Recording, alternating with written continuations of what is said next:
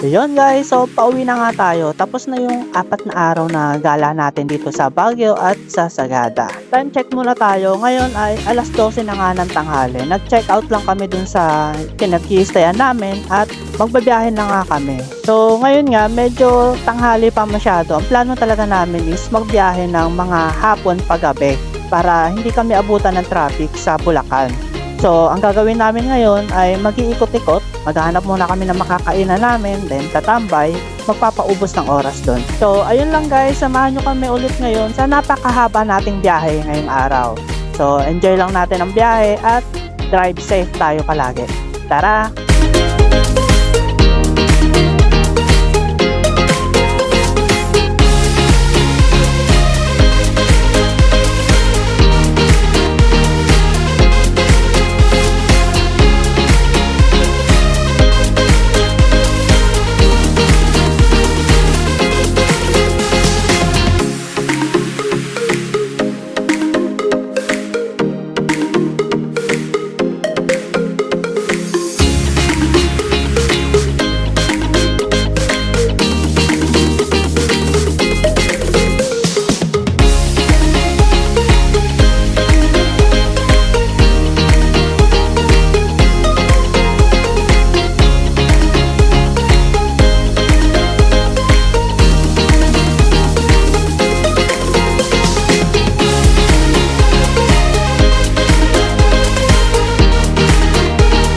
Dito na nga kami sa pagkakainan namin. Napili namin itong Joan's Kitchen dahil nakita namin na magaganda ang mga reviews at mukhang masasarap ang mga pagkain siniserve nila dito. So, tikman natin ang pagkain nila.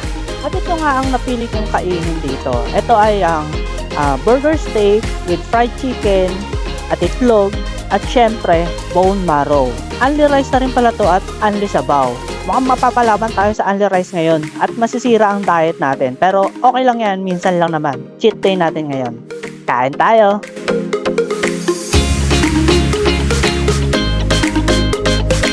Tapos na nga kami kumain sa Joan's Kitchen at napakasarap na pagkain nila. Recommended yon sa mga nagbabiyahe. Try nyo minsan kung mapapunta kayo dito sa Baguio. Ngayon nga ay maghahanap naman kami ng mapagkakapihan namin. At doon na kami magtatambay ng siguro mga ilang oras din dahil medyo tanghali pa at aabutan kami ng traffic sa Bulacan. Kaya doon na lang kami mag-i-stay muna hanggang sa malapit na magabi, saka kami aalis.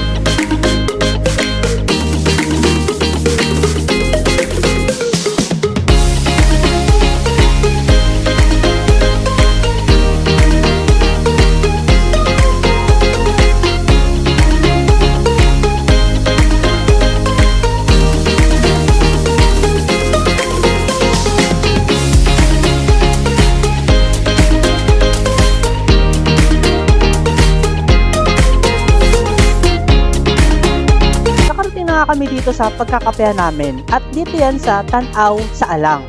Yan. Mukhang maganda ang lugar at napakaganda rin ng view. Kaya kung gusto nyo muna magpahinga o tumambay bago ang mahabang biyahe pabalik ng Manila, recommended itong lugar na to dahil hindi kayo magsisisi sa pagpunta dito.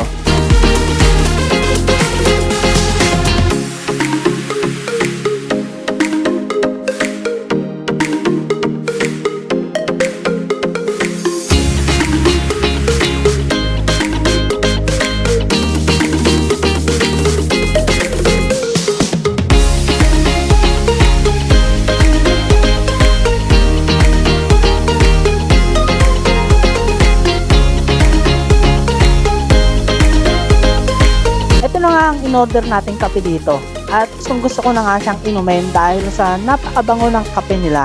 Yung asukal nila dito ay kakaiba dahil parang kala mo biscuit pero asukal pala siya na ilalagay mo sa kape at saktong-sakto lang ang tamis niya pagka inilagay mo na siya sa kape. Natapos na nga kami magpahinga at siguro inabot din kami ng mga 3 oras sa pag-standby dito sa coffee shop na to. Kaya biyahe na ulit kami dahil alas 5 na ng hapon. Sakto na to para sa biyahe namin na aabutin kami ng siguro mga hanggang alas 12 na madaling araw para makauwi.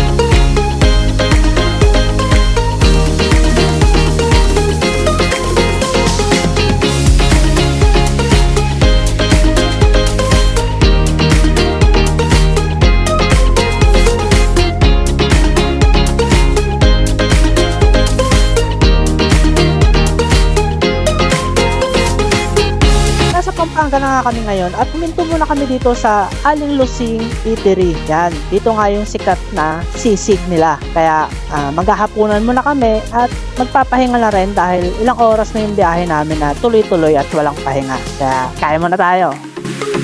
Tapos na nga rin kami kumain at magpapatuloy na kami sa biyahe namin. Siguro simula dito sa Pampanga hanggang Pasig ay mga 2 to 3 hours na lang ang biyahe namin ng tuloy-tuloy. Kaya makakauwi na tayo at makakapagpahinga na rin sa wakas.